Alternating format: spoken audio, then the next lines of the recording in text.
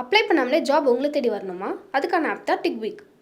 TickBig, a one go-to platform for all professionals, freelancers, students, brands and institutions. Rewrite your limits. Sign up now. கொஞ்சம் கொஞ்சமாக தேர்தல் நெருங்க திமுகவுக்கு இருந்த அந்த ஓட் ஷேர் என்பது குறைகிறது. பிரச்சாரத்துக்கு இன்னும் ராகுல் காந்தி அவர்கள் தமிழ்நாட்டுக்கு வரல சார். அந்த 29 பேர் இல்லை 28 பேர் இவர்களோட வெற்றியை பற்றின அந்த சிந்தனையோ இல்லை அந்த புரிதலோ ராகுல் காந்திக்கு இந்த தேர்தலில் வரல. அது பானைக்கோ கைக்கோ வந்து இந்த தேர்தலில் பெரிய அளவில் வாக்கு வந்து அந்த பழைய அந்த கூர்மை என்பது இல்லை. டிடிவி தினகரனும் எடப்பாடி பழனிசாமியும் ஒன்றா தஞ்சாவூரில் பிரச்சாரம் பண்ணுறாங்கன்னா அமமுக காரங்களுக்கும் அதிமுக காரங்களுக்கும் அது வந்து கண்கொள்ளா காட்சி சார். ஆனால் கிருஷ்ணகிரியில் பிரச்சனையாக இருக்குது. அமமுக கேண்டிடேட்டுக்கு கிருஷ்ணகிரியில் துணை பொதுச் செயலாளர் கேபி முனுசாமி அவர்களே வந்து சப்போர்ட் பண்ண மாட்டாரு. அது மாதிரியான செய்திகளையும் நம்ம பார்க்குறோமே சார். திண்டுக்கல் சீனிவாசன்றவர் ரொம்ப முக்கியமான கேண்டிடேட். ஆனால் அங்கே இப்போ மறுபடியும் சசிகலா அவர்கள் கேண்டிடேட் ராமதேவர்னு ஒரு கேண்டிடேட்டை போடும்போது இப்போ ஏடிஎம்கே ஓட்டு பிரியாதா சார்? மறுபடியும் அவங்களுக்கு அது ஒரு மைனஸாக மாறும்ல இந்த ஒரு விஷயம். அப்போது சசிகலா அவர்கள் போடுற வேட்பாளரோ இல்லை ஐயா ராமதாஸ் அவர்கள் போடுற வேட்பாளர் அவர்களோ 2 பேரும் மூத்த அரசியல்வாதிகள். அவங்க வேட்பாளரே போட்டாலும் அந்த வேட்பாளர்களுக்கு என்ன வசீகரம் இருக்குன்றதை பார்க்கணும். அதனால் எனக்கு தெரிஞ்சு இந்த தேர்தலில் அது பெரிய பாதிப்பு இருக்காதுன்ற மாதிரி தான் நான் பார்க்குறேன். 2021 டிடிவி தினகரன் அவர்கள் போட்ட கேண்டிடேட்ஸ் வந்து ஏடிஎம்கேயோட வெற்றியில் பெரிய பாதிப்பை ஏற்படுத்துது சார். அந்த மாதிரி இருக்க வாய்ப்புகள் இருக்காது சார். ஒரு கட்சினா நீங்கள் கேட்டிங்கல்ல, ஏன் அமமுக ஏற்படுத்தின பாதிப்பை சசிகலா அவர்களும் ஐயா மருத்துவர் ராமதாஸும் ஏற்படுத்த முடியாத காரணம் அண்ணாமலை அவர்களுக்கு வந்து சீட் கொடுக்கல சார். ஆனால் அண்ணாமலை அவர்கள் பிரச்சாரங்களில் ரொம்ப தீவிரமாக செயல்படுற மாதிரி தான் எனக்கு தெரியும். அதுவும் இல்லாமல் இப்போ ரீசெண்டாக டெல்லி போயிட்டு வந்ததுக்கப்புறமா அது இன்னும் இன்டென்ஸ் ஆயிருக்கு. தீயா உழைக்கணும் குமார், உழைப்பு தான் உன்னை உயர்த்தும் அப்படின்னு டெல்லிக்கு கூப்பிட்டு அதுவும் நகரங்களில் விஜய் வந்து திமுக ஓட்டை வந்து நிறைய இடத்துல எடுக்கிறார். அது ஒரு பிரச்சனை இருக்குது. விஜய்க்குமே நம்பர்ஸ் வரலை, விஜய்க்குமே சீட்டு எண்ணிக்கை டிரான்ஸ்ஃபர் ஆகலை. எல்லா கட்சிகளும் அவங்கவுங்க உள்ளுக்குள்ளே கணக்கு எடுத்துக்கிட்டு இருக்காங்க. இந்த உள்ளூர் வேட்பாளருக்கு எவ்வளவு செல்வாக்கு இருக்குது. இப்போது யார் வேணால் நிறுத்திட்டோம் வேட்பாளரை. இப்போது விஜய் அவர்கள் வந்து தாவேக்கெல்லாம் நிறைய பேர் நிறுத்தியிருக்காரு. உதாரணத்துக்கு காரைக்குடியில் பிரபுக்கு இருக்கிற செல்வாக்கு மற்ற இடத்துல இருக்குமா? வில்லிவாக்கத்தில் ஆதவர்ஜனுக்கு இருக்கிற செல்வாக்கு மற்ற இடத்துல இருக்குமா? ஆனால் இருக்காது.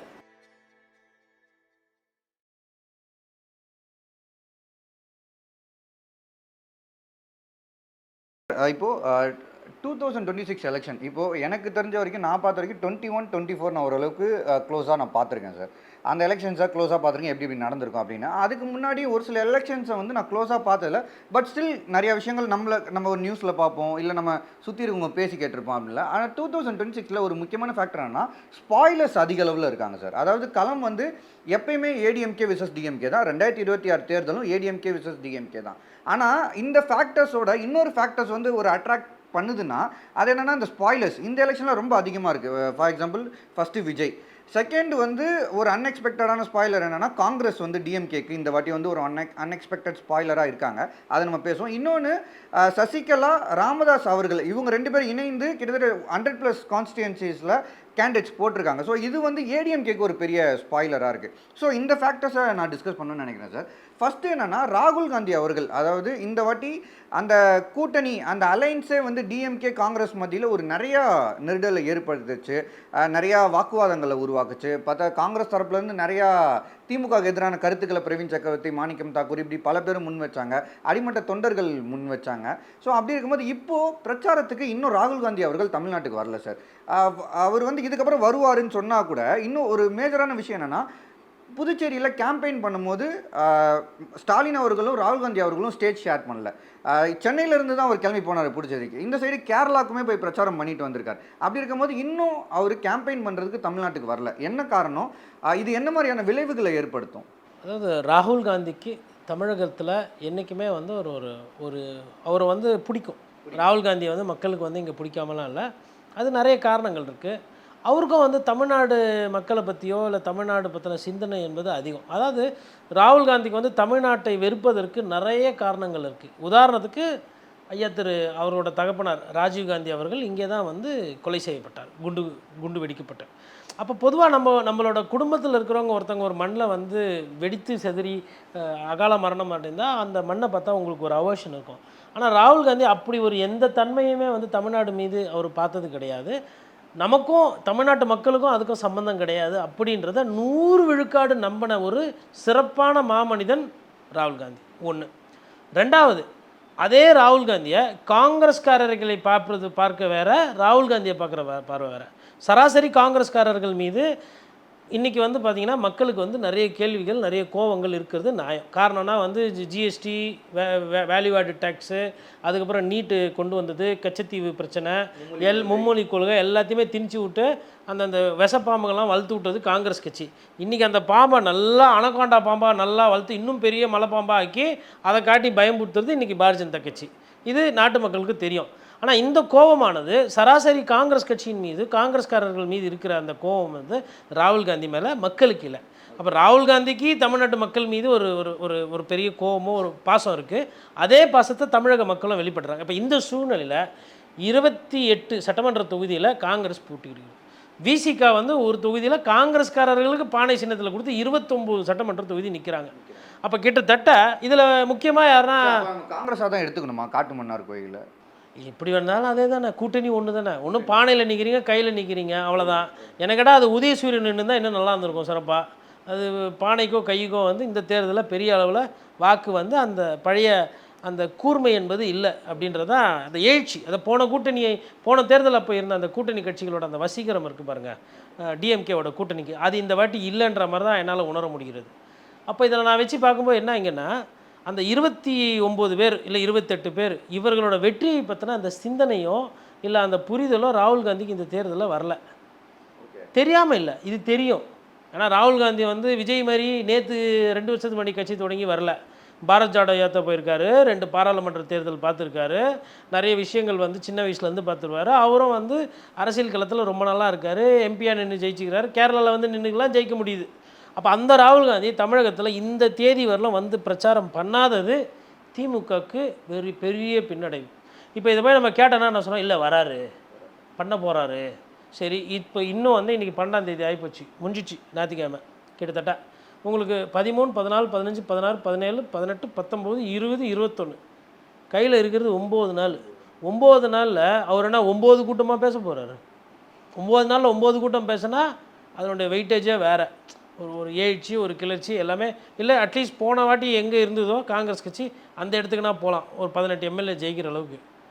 போன வாட்டி அவ்வளோ பிரச்சாரம் பண்ணி கூட்டணியெல்லாம் ஒன்றா இருந்து எல்லாம் ரொம்ப சந்தோஷமாக இருந்தே 18 தான் ஜெயிக்க முடிச்சது. 25ல் நிறைய இடம் 7 இடம் தோற்று போய். இந்த வாட்டி அவங்களோட வெற்றி விகிதாச்சாரம் என்பது போன வாட்டியை விட ரொம்ப ரொம்ப குறையும், ரொம்ப குறையும். ஒன்று.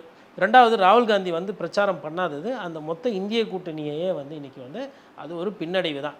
மோடி வந்து பிரச்சாரம் பண்ணால் இவங்க பின்னடைவுன்னு நினைக்கிறேன். மோடி வராமல் விட்டால் இவங்க குஷியாகிடுறாங்க அதிமுக.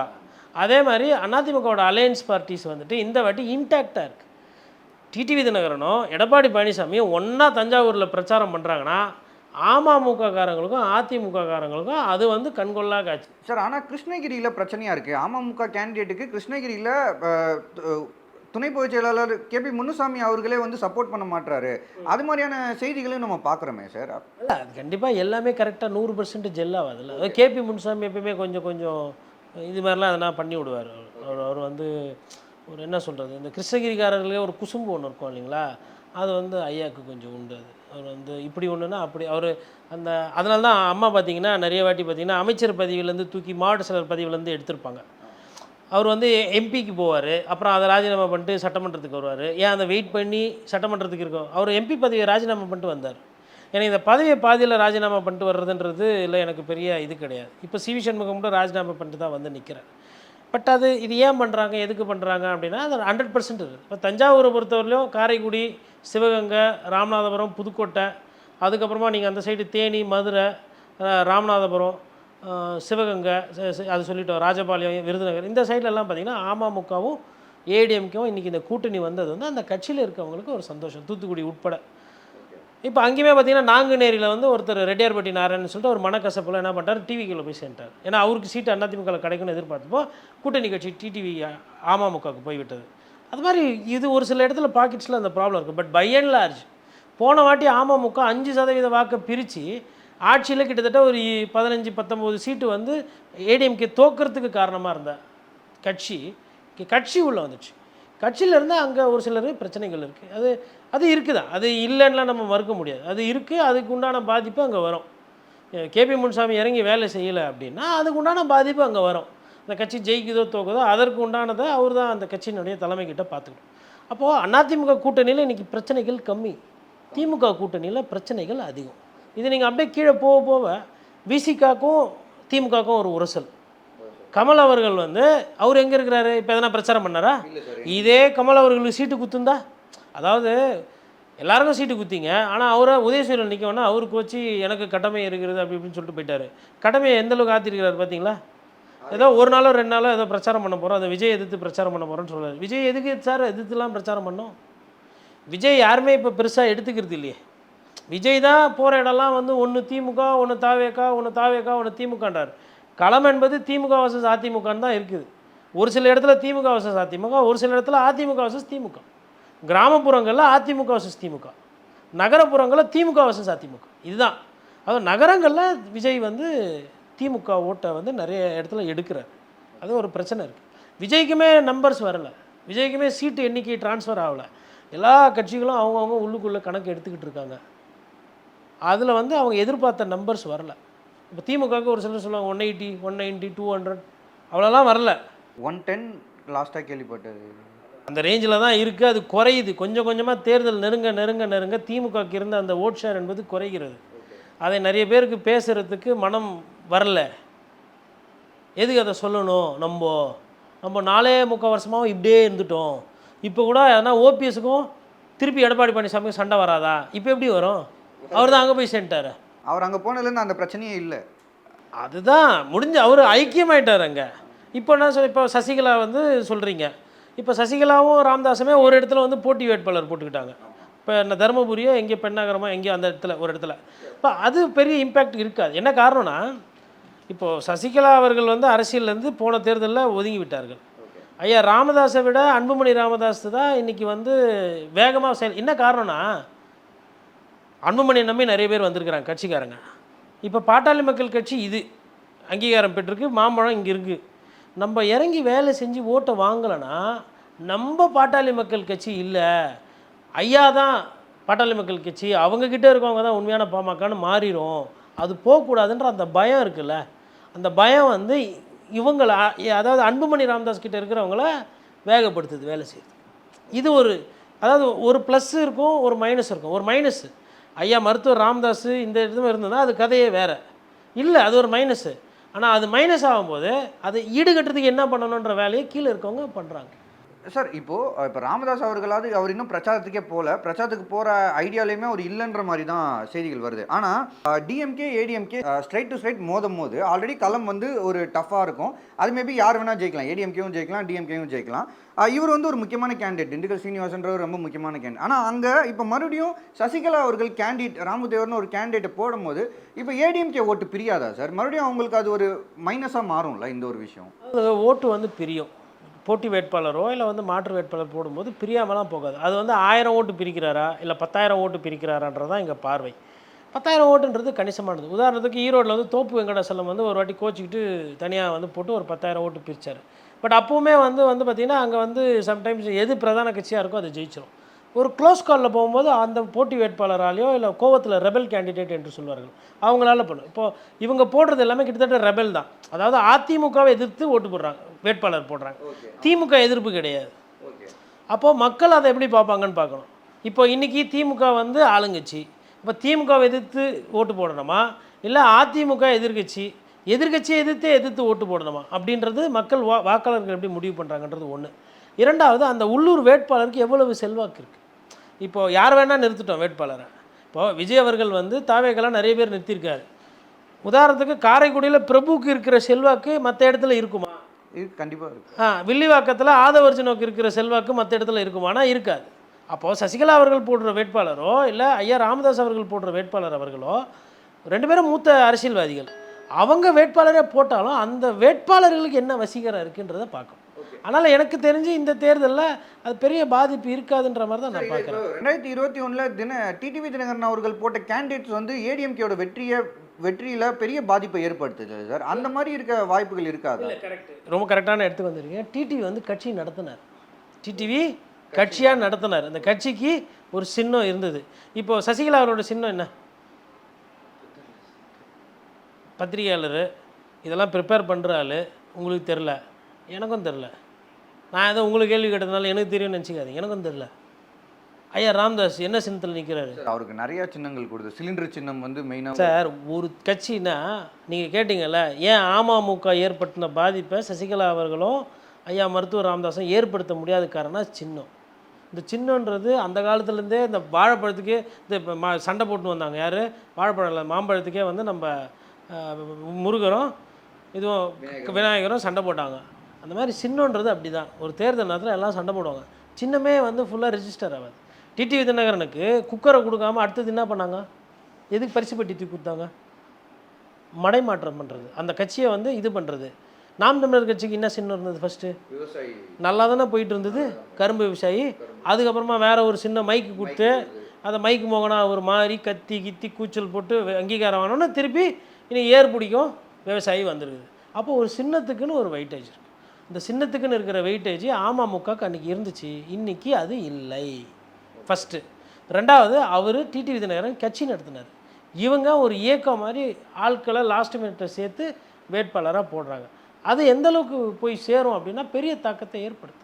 சார், இதில் எனக்கு நீங்கள் சொல்கிறது புரியுது சார். எனக்கு இன்னும் ஒரு டவுட் இருக்குது. என்னென்னா, இப்போது ஃபார் எக்ஸாம்பிள் சேம் சினாரியோ வந்து திருப்பரங்குன்றமில் இருக்குது. ராஜன் செல்லப்பா அவர்களுக்கு வந்து ஏடிஎம்கே ஒதுக்கியிருக்காங்க, ரொம்ப ஸ்ட்ராங்கான கேண்டிடேட்டு. அங்கே வந்து கிருத்திகா தங்கபாணின்னு சொல்லி டிஎம்கேவும் டேரெக்டாக கேண்டிடேட் போடுறாங்க. இப்போது ஆல்ரெடி ஒரு எம்எல்ஏ இருந்து ஆன்டி இன்கம்பன்சி இருக்கும். அப்படி இருக்கும்போது இப்போ மதுரை மாதிரி இடங்களில் ஏடிஎம்கே டிஎம்கே ஈக்குவலாக இருக்குது. 10 தொகுதினா 5 இவங்க ஜெயிச்சிருக்காங்க, 5 அவங்க ஜெயிச்சிருக்காங்க. அப்படி இருக்கும்போது இப்போது ஒரு சிட்டிங் எம்எல்ஏவே திரும்பி கண்டெஸ்ட் பண்ணும்போது அந்த ஆன்டி இன்கம்பன்சி ஃபேக்டர் இருக்குல்ல, அப்பயுமே இப்போது சசிகலா போகிற கேண்டிடேட் வந்து எந்த பாதிப்பையும் ஏற்படுத்தாதா? ஆன்டி இன்கம்பன்சின்றது வந்து என்றைக்குமே ஆட்சியில் இருக்கிற எம்எல்ஏக்கு தான் அதிகமாக வேலை செய்யும். ஆன்டி இன்கம்பன்சி இல்லைன்றது பொருள் கிடையாது. இந்த எம்எல்ஏ இருக்கார் இல்லையா, இப்போ இவர் வேலையே செய்யலை வச்சுக்கோங்களேன். இப்போ உதாரணத்துக்கு அவர் என்ன பண்ணுவார்? ஆட்சியில் இருந்தால் நான் செஞ்சுருப்பேன். மதுரையில் என்ன ஒரு சோகக்கேடுனா, ஐயா பிடிஆர் பழனிவேல் என்ன சரியாக செய்ய விடல அப்படின்றாரு. அவரு அமைச்சராக இருந்தவர், அவருமே அதையே வெளிப்படுத்துகிறாரு. அவரே அதை வெளிப்படுத்தும் போது ராஜன் செல்லப்பாக்கு என்ன பிரச்சனை? அதனால் ஆன்டி இன்கம்பன்சின்றது எப்பவுமே ஆட்சிக்கு எதிரான கோபம் என்பது மக்களுக்கு இருக்குங்க. அது வந்து ஆளுகின்ற கட்சியை தான் அதிகமாக பாதிக்கும். அந்த தொற்று, அந்த பிரச்சனை அது வந்து எதிரில் இருக்கிறவங்கள பெருசாக பாதிக்காது. இப்போ விராலிமலையில் விஜயபாஸ்கர் இருக்கார், 3 வாட்டி 4 வாட்டி 2-3 வாட்டி எம்எல்ஏ நினைக்கிறேன். இப்போ 3ஆவது வாட்டி நிற்கிறாங்க. பெரிய அதிருப்தி என்பது அங்கே கிடையாது, இருக்காது. என்ன காரணம்? நான் ஆட்சியில் இல்லை, நான் அமைச்சராக இருந்தப்போ என்னெல்லாம் செஞ்சேன், நான் ஆளுங்கட்சியாக இருந்தப்போ என்னெல்லாம் செஞ்சேன், இப்போ நான் இல்லை எங்கள் கட்சி வந்தால் செய்கிறேன் அப்படின்னு சொல்லிட்டு அதை சொல்லி தப்பிச்சுக்குவாங்க. ஒன்று. ரெண்டாவது, அந்த கோவமே எப்பவுமே ஆளுகின்ற அரசு மேலே தான் போகும். அதான் யதார்த்தம். ஓகேங்க சார். சார், இப்போ இந்த ஸ்பாய்லர் டிஸ்கஷன் பண்ணும்போது லாஸ்ட்டாக இன்னொன்று என்னென்னா, அண்ணாமலை அவர்களுக்கு வந்து சீட் கொடுக்கல சார். ஆனால் அண்ணாமலை அவர்கள் பிரச்சாரங்களில் ரொம்ப தீவிரமாக செயல்படுற மாதிரி தான் எனக்கு தெரியும். அதுவும் இல்லாமல் இப்போ ரீசெண்டாக டெல்லி போயிட்டு வந்ததுக்கப்புறமா அது இன்னும் இன்டென்ஸ் ஆகிருக்கு. கோயம்புத்தூரில் அம்மன் அர்ஜுனன் அவங்க ஏடிஎம்கே கேண்டிடேட்ஸ்க்குமே பிரச்சாரம் பண்ணுறாரு, பிஜேபி கேண்டிடேட்ஸ்க்குமே பிரச்சாரம் பண்ணுறாரு. ஸோ அந்த ஒரு அவருக்கு சீட் கொடுக்கல, பட் ஆனால் அவர் பிரச்சாரத்தில் இன்வால்வ் ஆகிறார்ல, அந்த அண்ணாமலைக்கான ஓட்ஸ்ன்னு ஒரு சில ஓட்ஸ் இருக்குது. அந்த ஓட்ஸ் வந்து பிஜேபிக்கு கரெக்டாக, ஏடிஎம்கே கூட்டணிக்கு கரெக்டாக கை கொடுக்குமா இந்த வருஷம்? அந்த படத்தில் வந்து நம்ம புதுப்பேட்டை படமா இல்லை எந்த படம் எனக்கு சரியாக ஞாபகம் இல்லை, தீயா உழைக்கணும் குமார், உழைப்பு தான் உன்னை உயர்த்தும் அப்படின்னு டெல்லிக்கு கூப்பிட்டு யாரோ தமிழில் ஹிந்தியில் சொல்லி அனுப்பிச்சிருப்பாங்க. ஏன்னா இவர் இல்லை, இவர் தமிழில் பேசியிருக்க மாட்டாங்க டெல்லியில். அது மாதிரி தீயா வேலை செய்யணும் குமார், உழைப்பு தான் உன்னை பெரிய காரியகர்த்தாக ஆக்கிவிடும் அப்படின்னு யாருன்னா கிளாஸ் எடுத்து அனுப்பிச்சிருப்பாங்க. அது அந்த அந்த வார்த்தை கொடுத்துருப்பார், வாக்கு கொடுத்துருப்பார். அவங்களுக்கு சொன்னதுக்கு ஏற்ற மாதிரி இப்போ பிரச்சாரத்தை தீவிரப்படுத்துகிறாரு. அவரால் ஒரு சில மைனஸ் எல்லாம் இருந்தது, அதை சரி செய்யறதுக்கு அவர் முயற்சி பண்ணுறாரு. அது பார்க்கணும் களத்தில் எப்படி எதிரொலிக்கும். சார், லாஸ்ட் ஒரே ஒரு இது சார், அந்த ஆக்சுவலாக காங்கிரஸ் திமுக அந்த ஒரு விஷயங்களை நம்ம டிஸ்கஸ் பண்ணும்போது நீங்கள் இந்த டாபிக் வந்து நான் அப்படியே வந்தது. ஏன்னா இப்போது இதுக்கப்புறம் நீங்கள் சொன்ன மாதிரி வெறும் 9 நாட்கள் தான் இருக்குது. ராகுல் காந்தி வந்து தொடர்ச்சியாக எல்லா தொகுதிகளும் போயெல்லாம் பிரச்சாரம் வந்தாலும் ஒரு சில தொகுதிகளில் தான் பண்ணுவார். ஸோ அப்படி இருக்கும்போது இதுக்கப்புறம் அவர் வந்து இன்கேஸ் பிரச்சாரத்தை கையில் எடுத்தால், ஆனால் அவர் எந்த அளவுக்கு எடுப்பாருன்னு தெரில. ஃபார் எக்ஸாம்பிள் 2024 மாதிரி ஸ்டாலின் என்னோட அண்ணன் அந்த மாதிரிலாம் சொல்லுவாரா அப்படின்றது தெரியல. ஏன்னா சூழ்நிலைகள் ஒரு சில விஷயங்களை பார்க்கும்போது நமக்கு இந்த சந்தேகம் ஏற்படும். இன்கேஸ் இதுக்கப்புறம் வந்து அவர் பிரச்சார கையில் எடுத்தால் இந்த ஒரு சரிவை சரி பண்ண முடியுமா? இன்றைக்கி அதுவும் இல்லாமல் கூடுதலாக விஜய் அவர்கள் என்ன சொல்கிறாருன்னா, இன்றைக்கி காங்கிரஸ் வந்து எங்கள் கூட இருக்காங்க, தமிழக காங்கிரஸில் இருக்க ஒரு சிலர்கிட்ட காசை கொடுத்து சரி பண்ணிட்டாங்களே தவிர உண்மையான காங்கிரஸ் தொண்டர்கள் என்றைக்கோ தமிழக வெற்றி கழகத்துக்கு வந்துட்டாங்க அப்படின்னு சொல்லி பதிவு பண்ணுறாரு. ஸோ இந்த ஃபேக்டர்லாம் வச்சு பார்க்கும்போது அது எப்படி ஒர்க் ஆகும்? இப்போ தேசிய கட்சிகள் தமிழ்நாட்டில் வந்து பேகேஜ் தான். அந்த பேகேஜ் அப்படின்றது காங்கிரஸ்க்கு வந்து கம்மியாக இருந்தது. அதுக்கு காரணம் வந்து ராகுல் காந்தியிடம் இருந்த வசீகரம். 2024 எங்கள் அண்ணன் ஸ்டாலின் அப்படின்னு சொன்னார்னா அன்றைக்கி ஒரு பிரதமர் வேட்பாளர். அதனால் அந்த தேர்தல் அவருக்கு முக்கியம். அவர் தேவைக்கு அவர் வந்தார். தமிழகத்தில் 40 சீட்டு இருக்குன்றதுனால தெரு தெருவாக போல் கிராமம், அதாவது நகரம், அந்த சட்டமன்ற இது நாடாளுமன்ற தொகுதியாக போய் பிரச்சாரம் பண்ணாங்க. நல்ல ஒரு பிரச்சாரத்தை கொண்டு வந்தாங்க, பெரிய வெற்றி பெற்றாங்க. ஆனால் இந்த 2026 தேர்தல் என்பது முதல்வருக்கு உண்டான தேர்தல். எனக்கு ஸ்டேக்ஸ் இல்லை, ஸ்டாலின் சாருக்கு தான் அது ஸ்டேக்ஸு. அதனால் கடந்து போகிறது ஒன்று. இன்னொன்று, விஜய் அவர்களோட ஏற்பட்ட அந்த திரைக்கு பின்னால் மறைவாக ஏற்பட்ட அந்த நட்பு அது தொடருது. அதுதான் தாவேக தலைவரும் சொல்கிறாரு. அதேமாதிரி ராகுல் காந்தியும் அந்த கருத்துக்கு எதிராக வந்து ஒரு வார்த்தை விஜயை திட்டி பேசல. நீ யாரா எங்கள் அண்ணன் திமுக தீய சக்தின்னு சொல்கிறதுக்கு? உனக்கு என்ன தெரியும்? உனக்கு என்ன தெரியும் திமுகவை பற்றி? உன்னெல்லாம் திமுக பற்றி எப்படி கேள்வி கேட்ப? கூட்டணியில் இருக்கிற கட்சி விட்டு கொடுக்கலாமா? இப்போ டிடிவி தினகரனை கேட்குறாங்க, நீங்கள் வந்து இபிஎஸோட நீங்கள் சண்டை போட்டிங்க, இது பண்ணிங்க. ஏங்க அண்ணன் தம்பி அங்காளி பங்காளி ஒன்றாயிட்டாங்க, என்னங்க பிரச்சனை? இப்போது நாங்கள் 2 பேரும் ஒரே கலரில் தான் வேஷ்டி கட்டுறோம். அவரும் அம்மாவை தான் படம் வச்சுக்கிறார், நானும் அம்மா தான் படம் வச்சுருக்கிறேன். அவருக்கும் பொன்மனத்தில் தலைவர் எம்ஜிஆர் தான், எனக்கும் பொன்மனச்செம்மல் தலைவர் எம்ஜிஆர் தான். எங்களுக்கு திமுக தீய சக்தி வீழ்த்தணும், வேறு என்ன கேள்வி இருக்குது அப்படின்றாரு. முச்சிடுறாரா டிடிவி தினகரன்னு? அந்த மாதிரி இல்லை, ராகுல் காந்தி முச்சு விடணும். இன்றைக்கி முதல்வருக்கு ஒரு பிரச்சனை என்பது ஆனால் முடிக்க மாட்டேன்றாரு. மாறாக இங்கே இப்படி அமைதியாக இருக்கும்போது அங்கேருந்து விஜய் வெளியில் வா, விஜய் பிரச்சாரம் பண்ணு அப்படின்னு அவர் வைப்பு பண்ணுகிறாரு. பண்ணுறவர் சும்மா இல்லாமல் என்ன பண்ணுறாரு? காங்கிரஸ் கட்சியோட நல்ல காங்கிரஸ்காரெலாம் எங்கே கூட இருக்கிறாங்கன்னாரு. அப்போ கெட்ட காங்கிரஸ் தான் உங்கள் கூட இருக்கா? எது நல்ல காங்கிரஸ், எது கெட்ட காங்கிரஸ்? இதெல்லாம் பிரச்சனை. அதனால தான் சொல்கிறேன், காங்கிரஸ் சைடு பிரச்சனை தலைவலி. திமுக கூட்டணி, பாட்டாளி மக்கள் இது பேர் என்னது, தேசிய முற்போக்கு திராவிட கழகம், அவங்க தான் எதுவுமே பண்ணலையே. அவங்க நல்லா தானே பிரச்சாரம் பண்ணுறாங்க. ஏன் இந்த அவங்க என்றைக்கு 10 சீட்டு வாங்கினாங்களோ அதுவே அவங்க திமுக செஞ்ச தப்பு. கூட்டணிக்கு கூட்டத்தில் இவர் திருமாவளவன் அவர்கள் பேசும்போது ஒரு மரியாதையாக நடந்துக்கலாம் அப்படின்றதுமே ஒரு பெரிய பிரச்சனையாக மாறி இருக்கிட்டே இருந்தாங்கன்ற மாதிரி ஒரு விமர்சனம் வந்துச்சு. பட் அது மேபி டயர்டில் உட்காந்துருந்தாங்களா என்னன்னு தெரியலங்க. இப்போ நான் இருக்கிறேன், இப்போ எனக்கு இலை நீங்கள் போடுறீங்க, உங்கள் வீட்டுக்கு நான் வரேன், நீங்கள் என் மேலே இருக்கிற பாசத்தில் நல்லா அள்ளி வைக்கிறீங்க, கறி அள்ளி வைக்கிறீங்க, யாரா வைக்கிறீங்க, சொரா புட்டு எல்லாம் வைக்கிறீங்க. எனக்கு வயிறு இவ்வளோ தான். நான் என்ன பண்ணுறேன், அலைஞ்சி நீங்கள் வைக்கிறதுக்குன்றேன், அதை போட்டு எல்லாத்தையும் பேசி என்னால் எவ்வளோ சாப்பிட முடியுமோ அவ்வளோதானே சாப்பிடணும். மிச்சம் வேஸ்ட்டாக போச்சா? கண்ணு வேணுந்து ஆனால் வயிறில் இடம் இல்லை, வாயால் மெல்ல முடியாது. இது எதார்த்தம். 10 சீட்டு அவங்க தான் கொடுக்குறாங்கன்னா நீங்களும் வாங்கிக்கினீங்க. அந்தளவுக்கு டிஎம்டிகேல இன்றைக்கி 10 சீட்டை எதிர்கொள்கிற அளவுக்கு அவங்களுக்கு கெப்பாசிட்டி இருக்கானா இல்லைன்றது என்னோடய கருத்து. தேர்தல் முடிவு வரும்போது அதை பார்ப்பாங்க. ஏன்னா 1% தான் அவங்க கட்சிக்கு ஓட்டு. ஐயா விஜயபிரபாகர் ஜெயிக்கிறதுக்கு உண்டான சாத்தியக்கூறுகள் இருக்கிறதா நான் பார்க்குறேன். அவர் எம்எல்ஏவாகி சட்டமன்றத்துக்கு போகணுன்றதையும் நான் வந்து பதிவு பண்ணுறீங்க. அப்படின்னா கேப்டன் மீது மக்களுக்கு வந்து ஒரு பாசம் இருக்குது, ஒரு ஈரம் இருக்குது. போன வாட்டி கொஞ்சம் ஓட்டில் தான் அவர் எம்பி ஆகிறது தடுத்து போச்சு. எம்எல்ஏன்னும் போது வாய்ப்புகள் அதிகமாக இருக்கலாம். அந்த ஒருத்தருக்கு தான் அங்கே. பிரேமலதாவை விட விஜயபிரபாகர் கூட வாங்குவார் ஓட்டு. ஆனால் பிரேமலதா நீங்கள் பாருங்கள், அவங்கள விட குறைவாக தான் அவங்களுக்கு போகிறதுக்கு உண்டான விஷயங்கள் பார்க்கலாம். ராகுல் காந்தி வந்து ஒரு சிலர் என்ன சொல்கிறாங்கன்னா, ரொம்ப ஒரு பயங்கரமான அலிகேஷன் முன்வைக்கிறேன். என்னென்னா ராகுல் காந்தி ஆல்மோஸ்ட் ஆன்டி டிஎம்கே மனநிலைக்கு போகிற மாதிரி தெரியுது அப்படின்ற மாதிரியான செய்திகள் வருது சார். அது எப்படி? 2 விஷயம். ஒன்று, நான் கோவத்தில் இருக்கேன்னா ஒன்று என் கோவத்தை வெளிப்படுத்துறது, இல்லைனா நான் வந்து பார்ட்டிசிபேட் பண்ணாமல் போகிறேன். நான் கோஆப்ரேஷன். மகாத்மா காந்தி அதானே பண்ணார். அவருக்கு வெள்ளைக்காரங்க மீது என்ன இருந்தது? கோவம் இருந்தது. வெள்ளைக்காரங்களை எதிர்த்து போராடணும்னு தோணலை. நான் ஒத்துழைப்பு தரமாட்டேன், ஒத்துழையாமை. இப்போ இன்றைக்கி ஐயா ராகுல் காந்தி பண்ணுறது வந்து அந்த கூட்டணியில் ஒத்துழையாமை. அதுக்குன்னு ஒரு டேமேஜ், அதுக்குன்னு ஒரு சில பாதகங்கள் அந்த கூட்டணிக்கு வரதான் செய்யும். அது இதுக்கப்புறமா ஒருவேளை அவர் சரி செஞ்சு பண்ணால் கூட அதை பாதி தான் சரி செய்ய முடியும். இன்றைக்கி சத்தியமூர்த்தி பவனில் மகளிர் காங்கிரஸில் இருக்கவங்க தள்ளுமுள்ளு, யாரை கேட்டு நீங்கள் பதவியில் போட்டிங்கன்றாங்க. ஒரு சில இடத்துல வந்து காங்கிரஸ் கட்சியை வந்து விலைக்கு சீட்டை விற்றுட்டாங்க, காங்கிரஸுக்கும் தொகுதிக்கும் சம்மந்தமே இல்லாத ஆளெல்லாம் எடுத்துகிட்டு வந்து இங்கே தொகுதியில் நிறுத்துறாங்கன்ட்டு மகாத்மா காந்தி காதில் போய் கம்ப்ளைண்ட் பண்ணுறாங்க. இந்த காந்திகிட்ட சொன்னால் அந்த காந்திக்கு போய் கேட்கும், ராகுல் காந்திக்குன்னு. இப்படியெல்லாம் நூதன போராட்டங்கள் நடந்துக்கிட்டு இருக்குது. அப்போ Congress not in shape, Visika not in shape. டிஎம்கேலே நிறைய இடத்துல வந்து சிட்டிங் எம்எல்ஏஸ் எல்லாம் எடுத்து போட்டு நீங்கள் பிரச்சனை பண்ணியிருக்கீங்க. அது ஆன்டி இன்கம்பன்சியை தவிர்க்கிறதுக்குன்னு பண்ணி அது உள்ளூரில் கட்சிக்குள்ளே ஒரு சில பிரச்சனைகள் இதெல்லாம் வந்து நல்ல சமிக்கைகளாக எனக்கு தெரியவில்லை.